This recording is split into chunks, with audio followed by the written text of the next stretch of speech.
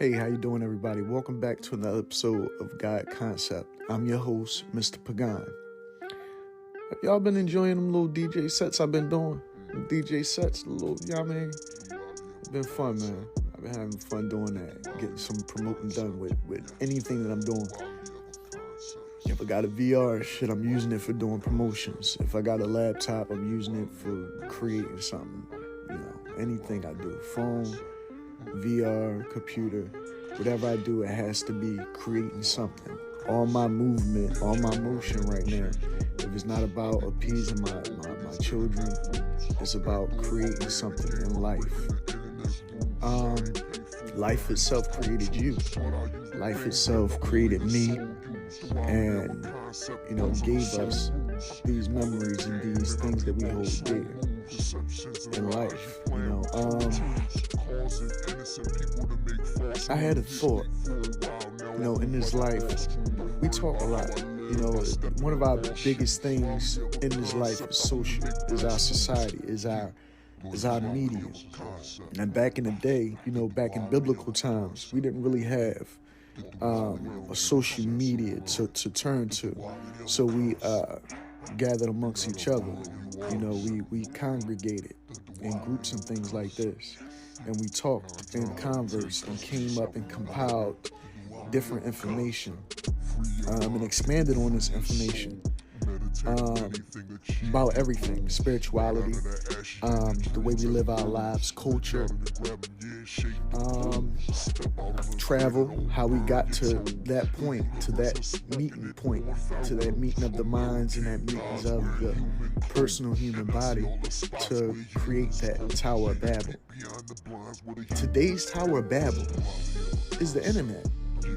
Today's Tower of Babel is the internet. When you really think about it, everybody's just a button push away. Everybody's a cell phone screen away. You have no way to say that you can't get in communication with anybody because you have the internet. You have a cell phone. You got something that can connect you to the World Wide Web. And that World Wide Web is where information is now disseminated and discerned and spread about through today's society. And everybody is gathering this internet, whether that be on Google or through Siri or whatever avenue, whatever AI-generated search bar that they use, is all tied into the tower, the social Tower of Babel that we're building. And it just came to my mind recently because I said I was looking, I'm flipping, I'm always flipping through, I'm commenting, I'm posting, I'm commenting, I'm posting, I'm commenting, and it just dawned on me. Once upon a time, there was a Tower of Babel, and it was destroyed, and it was separated. He said, in the book, it says how they did the Tower of Babel, how they separated and spread out. So this way, the Tower of Babel could, ultimately, nobody can't use this Tower of Babel to try to reach the Creator or reach God, however you choose to say it. But ultimately, it was did away with. People were spread out because this, I don't know for what reason, but it was spread out, and it was just, would they do that with the internet? Would there be one day? That's basically what I'm getting to, because I don't want to fuck up my whole thing I'm saying. But will one day they just do away with the internet? Because they did away with the Tower of Babel. The Tower of Babel is us all being able to communicate in accordance without any judgment and everything. And they did away with that through rhetoric and things of this nature.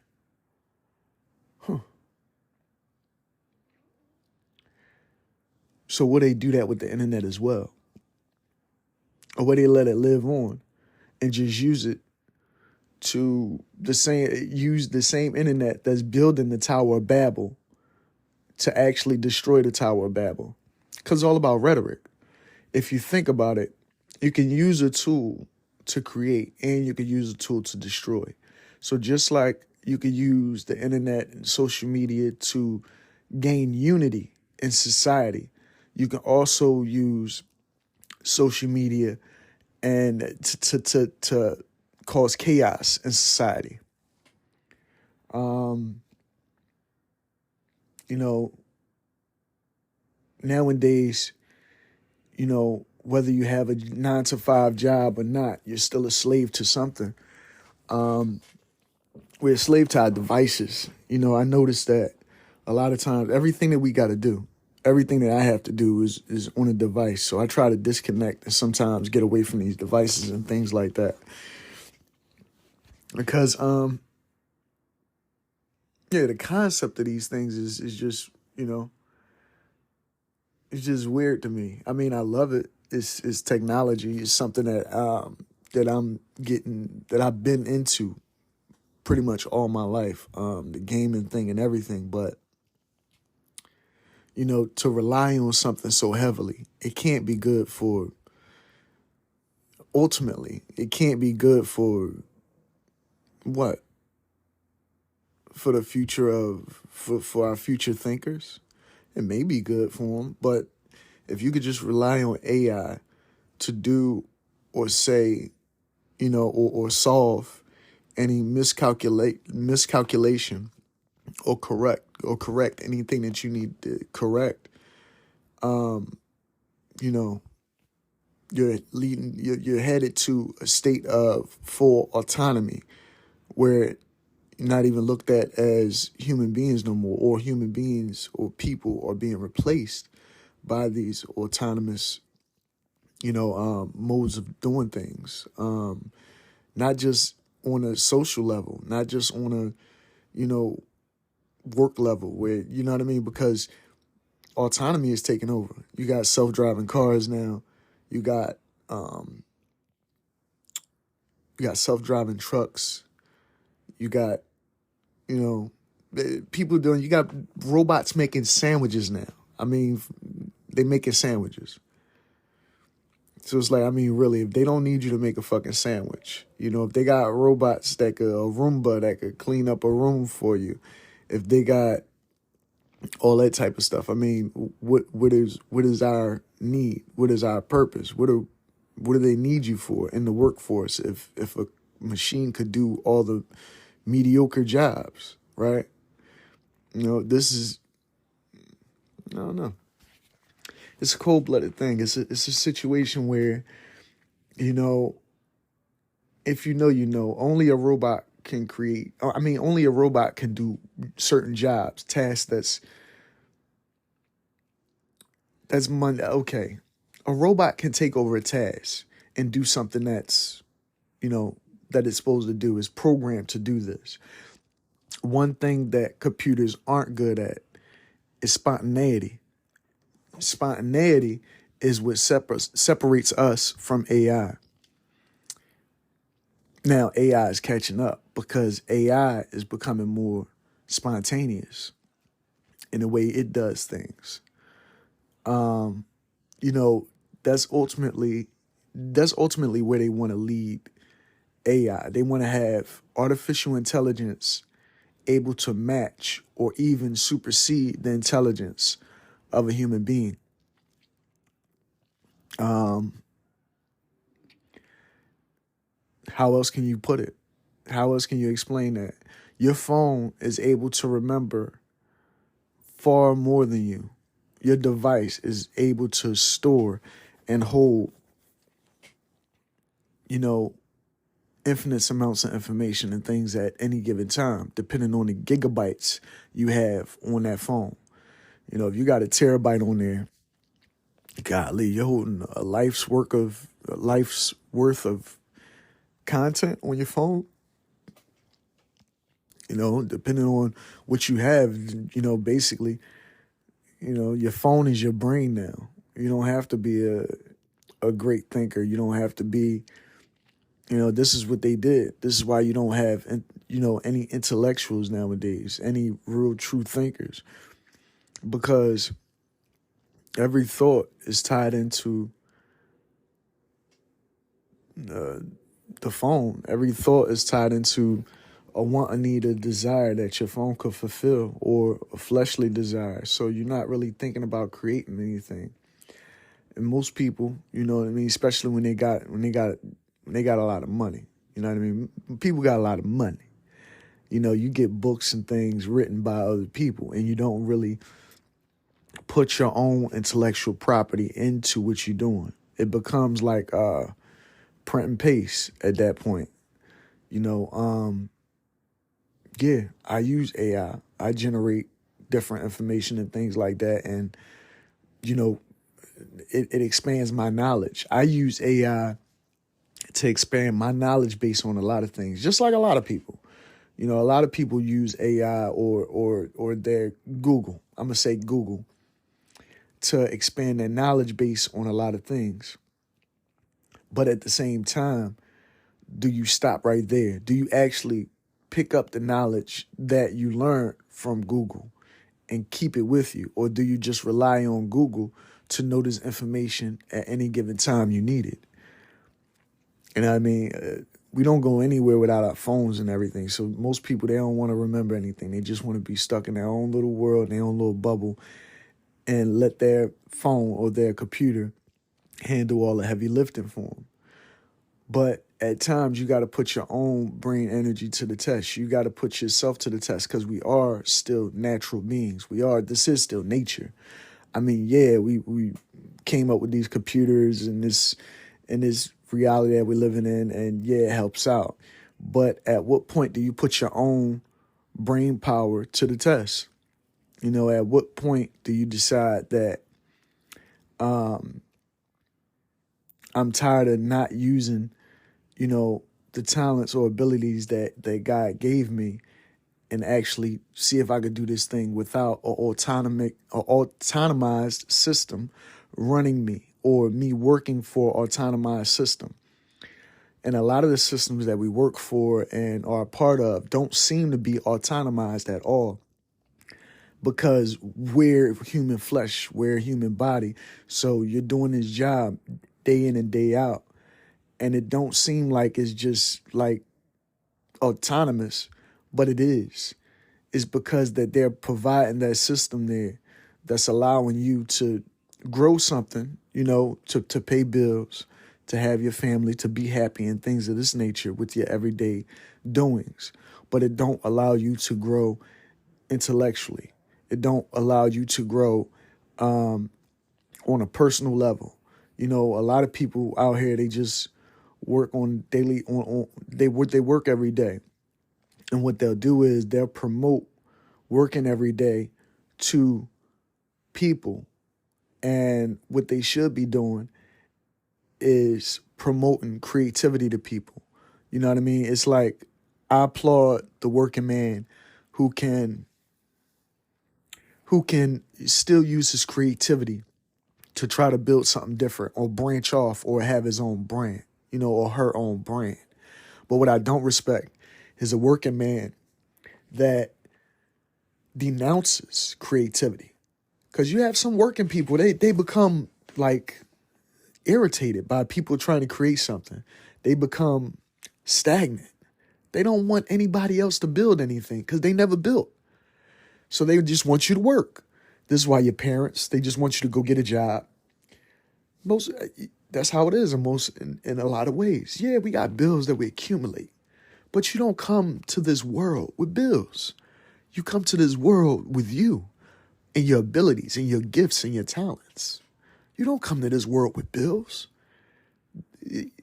You're not born with a bill in your fucking hand. You know, the doctor give your parents a bill. Yeah, okay, yeah.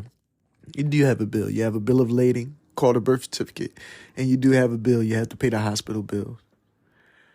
But they make it that way because they want you in a hospital. You know what I mean?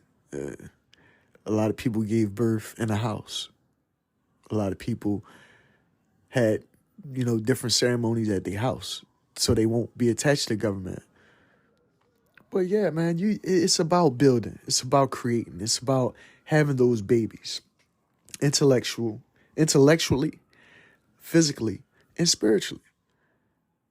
Because once you attach to the system, And what I mean by the system, I mean like it's hard to get away from it. And sometimes they don't want you to pull away from it. They'll try to entrench you in the system and try to trap you in the system with many different things. Some people are intrigued by money. Most people are intrigued by money. Shit, I am too. Women, I am too. Drugs, yeah, I like to smoke my little bud and all that. Yeah, I am too. But the difference is most people will sell their soul for these things. And most people will sell their family soul and their family livelihoods down the drain for a little stinking ass piece of money or a piece of pussy or some drugs or something like that. Because they're always looking for an easy way out. Everybody's always looking for an easy way out. There is no easy way outs. You have to earn your leisure. You know, I seen Dax and another guy hold up a poster the other day. Said nobody's cared. Nobody cares. Work harder. What that poster meant was the system doesn't care. And the system is just going to make you keep working harder. Nobody cares. You have to work harder. You know, I could have took it that way, or I could have took it like, you know, hey, nobody cares if you fail at this or that. Just keep working hard. Nobody cares if your song isn't top of the charts. Nobody cares if you aren't perfect. Nobody cares if you aren't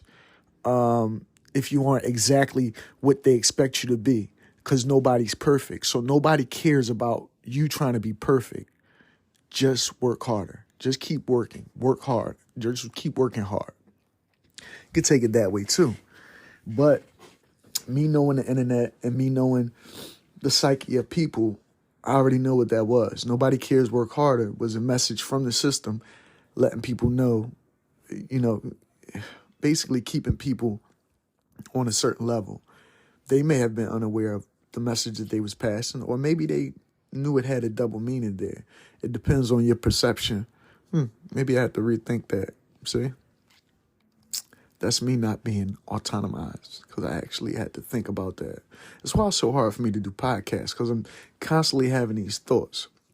I'm constantly having these thoughts, and my mind is racing, and I'm trying to expound on those thoughts. And at times, everything get jumbled up, or I might get a little bit emotional or choked up by the things that I have to say or the path that I have to take in life right now, because everything isn't certain right now. I'm trying to get it to a point where, you know, I'm in a stable place, supporting myself and my family and the things that I have to do, my goals, my dreams, and my aspirations. But, you know, in light of my personal situations and the situations that I've found out that a lot of other people were in, it's like I've really just had to go on a hiatus and step back from a lot of things that my life entailed, you know, family, friends, and even places where I like to be. I just had to isolate myself, not isolate myself physically because I'm still around people, but I had to isolate myself spiritually. I had to isolate myself spiritually because I'm an empath. And I can feel empathic energy from people. So I feel deep sympathy and deep sorrow and things like that for people, even for myself in my own situation.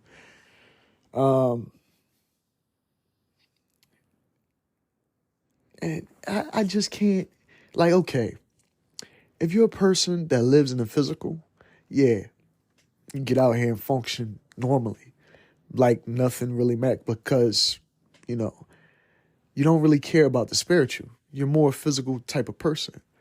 I'm more of a spiritual. I'm more of a intellectual. So I feel or care about things differently than a lot of other people. I can manifest certain things. When I'm in that mode, when I'm focused on manifesting, when I'm focused on actually bringing about, good things. I don't manifest negative things. I manifest positive things, good things. The only time that manifestation turns into something dark is when I'm being fucked with, when I'm being toyed with. And that's what's been going on in this city for a long time. Those are the things that I'm trying to rectify. That is where a lot of my anxiety comes from. A lot of my mental, spiritual, and physical, especially physical anxiety comes from the city and the situations and the circumstances that they put us in. You can have somebody tell you, oh, you did it to yourself, da da da da da. But you didn't. Because there was a combination of things that happened and situations that you were placed in to put you in the position that you are in today. Everything is by design. You can do whatever. You can act as erratic as you want. You can spin around like a spinning top until you fall down, but you're still going to wind up exactly where you're supposed to be placed. And it's by design that way. A lot of people, the only way, okay.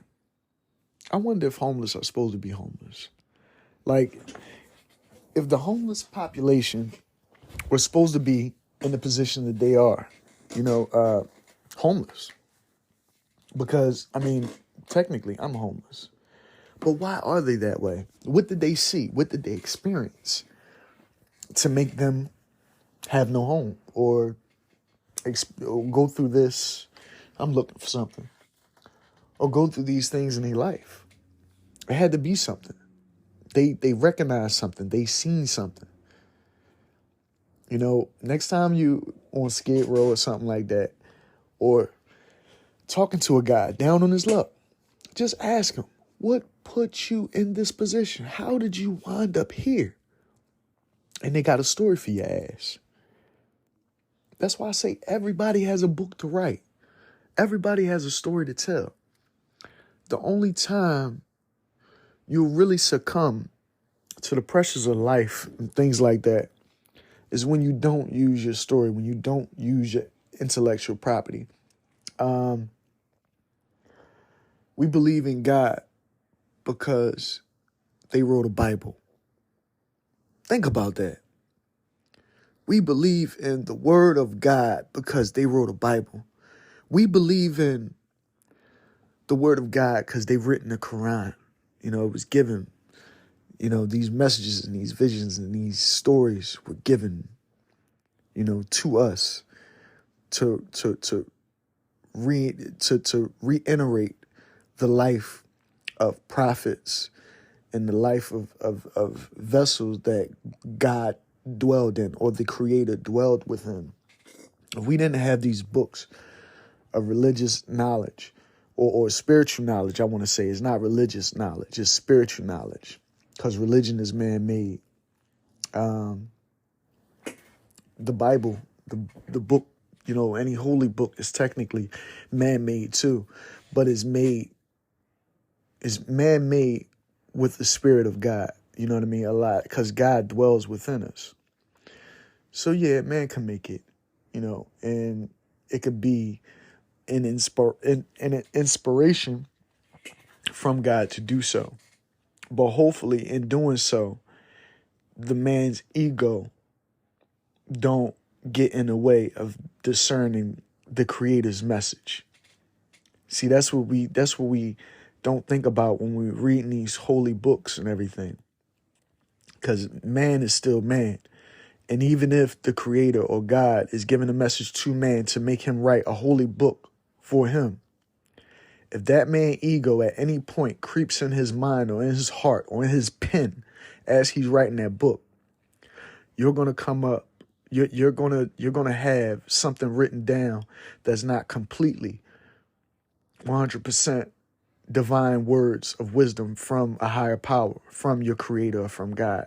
You're gonna have some of those words in that book written by a man's ego, by a woman's ego, by someone who want to embed themselves into the books or the works of God or the creator.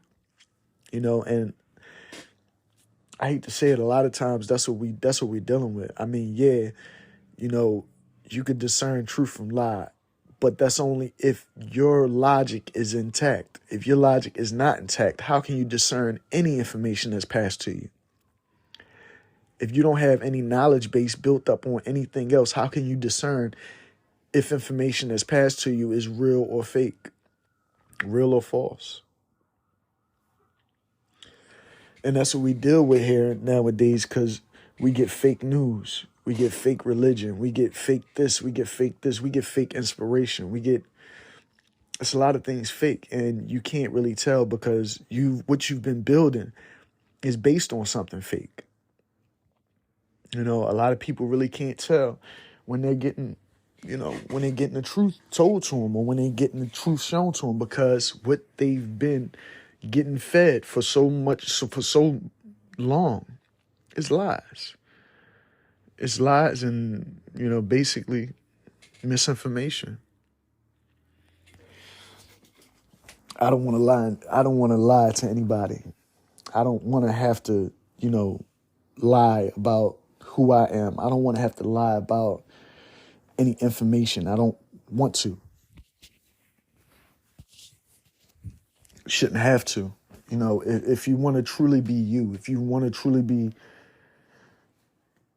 you, honest to you and who you are, you can't lie about certain things. And the truth ain't always pretty to everybody who's receiving it. You know what I mean? The truth may seem unfathomable, if I said that word correctly. But the truth can seem unfathomable at times, and it's like, how do you can't really, it's up to you. The only way you can really fathom it, if you've been through it or if you had somebody or experienced somebody else who went through these situations. If you haven't, how can you believe what a person say? A person can 100% see a purple dubbed out UFO flying in the air, slowly, banging some Snoop Dogg. But if you ain't see that purple dubbed out UFO flying slowly through the air, bumping Snoop Dogg, you ain't gonna believe him. You can be like, nigga, you was high as shit while your soul playing. That's what you gonna say. But it is what it is, man. To each his own. I know I'm enjoying my thing. I'm doing my little DJ VR sets, and it's dope. I'm gonna keep continuing to make more music. I'm just having fun. I'm putting in my letters, and I'm, still pushing my line. I'm standing on my business, because ain't nobody else doing it for me. To be honest with you, I just want to get my kids out of this rat race that I noticed that we're all in, because if my life can be manipulated, and I could recollect being a young boy and watching my mother's life be manipulated. And I don't even remember ever seeing my grandmother's life be manipulated, but it was, now that I recollect on that. In hindsight, we're all manipulated and used in a way. And I don't want anybody to be able to do that to my children. So I got to grind. I got to keep grinding. I got to keep creating. You know what I mean? Right now, I just stay close because I want to feel as safe as possible. Mentally safe as possible. For me, as long as my kids are safe, I feel safe. You know what I mean? It's selfless.